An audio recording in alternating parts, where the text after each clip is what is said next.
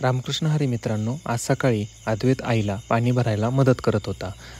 पण आज एक दुःखद घटना घडली होती. आज सकाळीच आमचं वासरू म्हणजे मनुकी ही अचानक काहीतरी चावल्याने मरण पावली होती. त्यामुळं खूप वाईट वाटत होतं, पण काम थांबत नाही.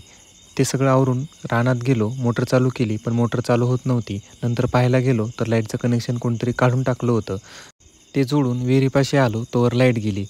तोपर्यंत आईनी आणि मी राहिलेल्या कांद्याला खत टाकून घेतलं. थोड्या वेळातच लाईट आली आणि मी लगेच पाईप जोडून मोटर सुरू केली. वाफ्यात पाणी आलं आणि राहिलेले कांदे भिजायला सुरुवात झाली. आज रानात यायला उशीर झाला होता. सगळं होतंय की नाही असं वाटत होतं, कारण लाईट जायची वेळ झाली होती आणि शेवटी तेच झालं. 2 वाफे राहिले आणि लाईट गेली. आणि मग उरलेलं खत घेऊन मी पेरलेल्या कांद्याला टाकायला गेलो. ते खत टाकून दिलं आणि शेवटी माझा दिवस संपला. मित्रांनो, आजच्या दिवसाने हे शिकवलं, कितीही संकट आली तरी धीर धरून पुढे चालत राहायचं. येणाऱ्या संकटाला तोंड देत राहायचं. रामकृष्ण हरी.